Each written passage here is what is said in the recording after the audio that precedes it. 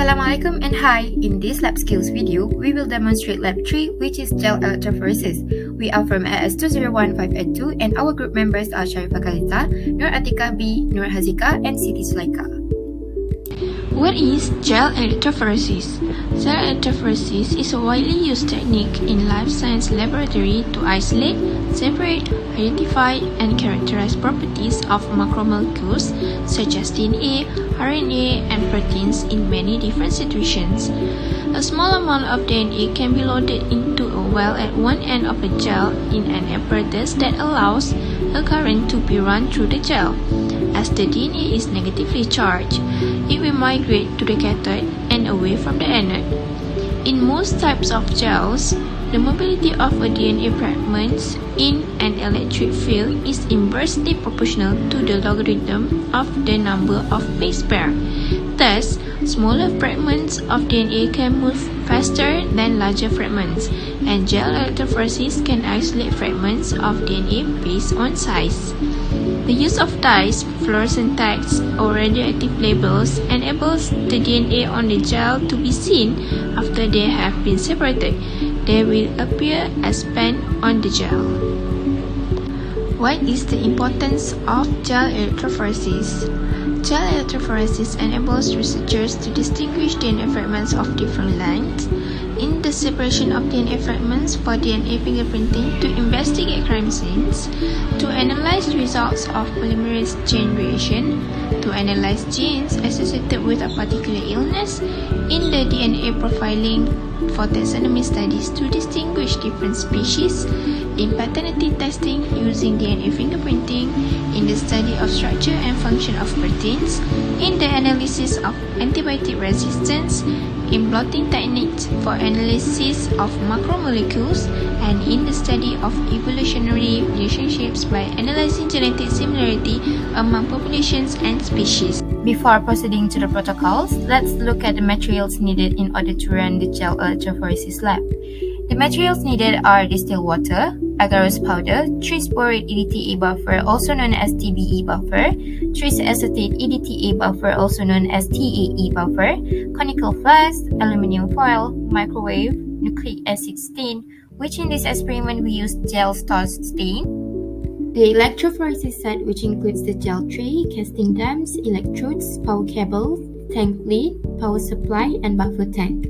We also need the loading die, UV transilluminator, pipettes, waving boat, analytical balance, measuring cylinder, masking tape, gloves, and our PCR products, which are the plasmid DNAs. Firstly, prepare 1 times TAE buffer by dilution. Using measuring cylinder, measure 980 ml of distilled water and 20 ml of 50 times TAE buffer. Mix both the distilled water and the 50 times TAE buffer to obtain the required 1 times TAE buffer. This TAE buffer will allow nucleic acids to move through the agarose matrix. Next, prepare 0.8% agarose gel. Place the weigh boot on the analytical balance and add 0.4 gram agarose powder. Transfer the 0.4 agarose powder into the conical flask. Measure 50 ml of the 1 time TAE buffer that has been prepared before using a measuring cylinder, and then add the 1 time TAE buffer into the conical flask containing the agarose powder. After that, cover the conical flask with the aluminum foil. Why different agarose concentration is used? The concentration of agarose in the gel will depend primarily on the sizes of the DNA fragments to be separated and to be analyzed. Most gels ranging between 0.5% to 2% in concentration. Low agarose concentration are used to separate large DNA fragments, while high agarose concentration allow resolution of small DNA fragments. Increasing the agarose concentration of a gel reduces the migration speed and enables separation of smaller DNA molecules. In general, the higher the concentration of agarose, the smaller the pore size. Thus, the smaller the molecules able to pass and the slower the migration gets. In extracted genomic DNA, agarose concentration used is 1%, which is slightly lower than in the PCR product, which uses 1.5 to 2% of agarose concentration. Dissolve the mixture at room temperature for 1 minute and then put it in the microwave for about 2 minutes. Then, wait for the mixture to cool. In the meantime, set up the casting tray by sealing the sides of the tray using masking tape. Seal the edges of the gel tray so there won't be any leaks. Press the tape down and seal along the edges. To secure the gel tray, we can seal the edges twice. After we have sealed the one side of the gel tray, do the same thing on the other side of the tray and repeat the process. After both sides has been sealed, ensure that there isn't any visible leaks. Since DNA is not visible on its own on an agarose gel, DNA stains need to be added to visualize the samples during or after the gel electrophoresis. Gel star nucleic acid gel stain is a type of highly sensitive fluorescent DNA stain for detecting both DNA and RNA. Ethidium bromide was once a popular DNA intercalator that will stain the DNA between the base pairs in the double helix. However, ethidium bromide is dangerous to be used as it is toxic. Before pouring the gel, add 5 microliters of the gel star nucleic acid stain into the flask. Then mix the mixture with the gel solution by gently swirling it to avoid bubbles. Pour the entire content of the mixture into the casting tray. This is the electrophoresis comb.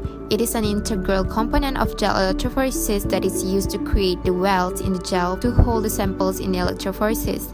The wells serve the purpose of inserting the DNA mixture into the matrix of the gel without damaging the cell to contain the samples.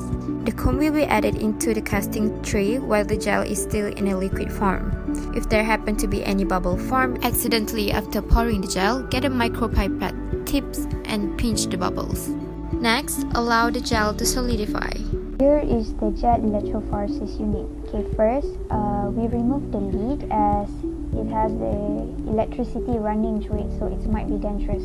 Okay, what we're going to do is, from the previous step, after the gel becomes solid, gently remove the masking tab from both sides of the electrophoresis tray. And then after the masking tab is removed, place it into this gel electrophoresis unit. How this gel electrophoresis unit works is actually this DNA is a negative charge, so it will run toward the positive electron. Okay, next, gently pour the one-time TA solution into the tray until it's enough to cover the gel. So this is the same solution that we use to make a gel. So after that, remove the comb. Okay, for this comb, it is not preferred to remove early as it might get a bubble trap in. Now we're going to load all the samples. So we start with the ladder, the pre-cut DNA of known size. What's the function of ladder? So the ladder serves as a reference point by which to judge the size of other proteins or DNA bands on the gel. Put the small aggregate of the ladder into the first well. So to make it easier to load the sample, it's better for you to use both hands to stabilize. And then at the time the pipette reaches the bottom of the well, gently dispense the samples. Then we repeat the same techniques to fill all the samples into the wells. For the information, all the samples already has a loading buffer with them. After all the sample is successfully loaded into the well, so now we're going to run the gel. But before that, as you can see, we mix the loading dye with our DNA. So what is actually the purpose of the loading dye? Loading buffer increases the density of the sample solution, so it will sink into the wells.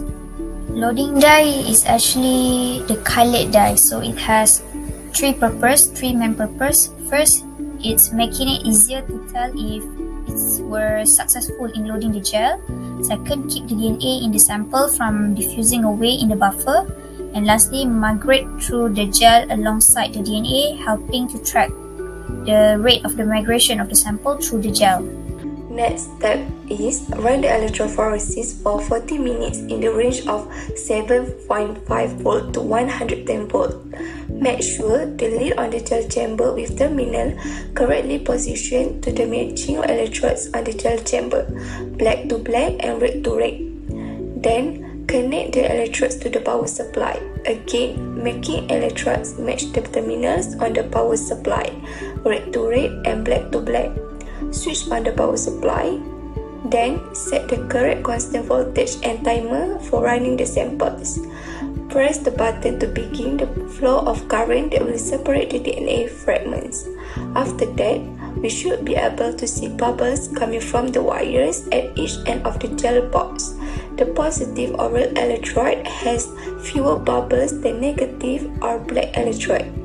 In a few minutes, we should see the sample begin to migrate from the wells into the gel.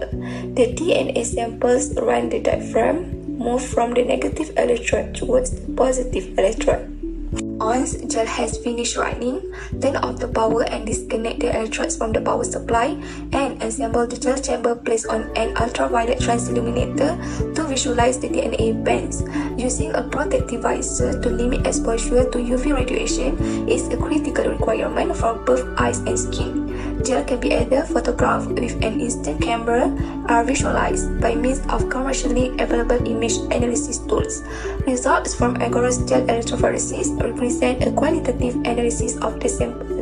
From the results, we are going to analyze the approximate size of DNA fragments by comparing the bands, which are defined as the line of DNA on the gel and in the sample, to the DNA ladder, which is a standard reference that contains DNA fragment of known length, under the UV light resulting to the DNA fragment close. This shows that DNA present at different locations along the length of the gel. As a result, lane 3 and 4 have a brighter band compared to the other bands on the gel. The larger fragments absorb more dye and fluorescence more intensely. The greater the width of the band, the higher the concentration of DNA. Therefore, a larger and the brighter band on the gel indicates that the sample contains a large number of DNA strands of the same size. For lane 1 and 2 that are located far from the ladder is a normal control, meaning that it contains DNA that is known to be normal and should not be cut. To conclude, since the adoption of agarose gels in the 1970s for the separation of DNA, it has proven to be one of the most useful and versatile techniques in biological sciences research. In short, gel electrophoresis is a very useful laboratory technique to separate the DNA fragments. After the DNA separation, you are able to determine whether your PCR or cloning was successful.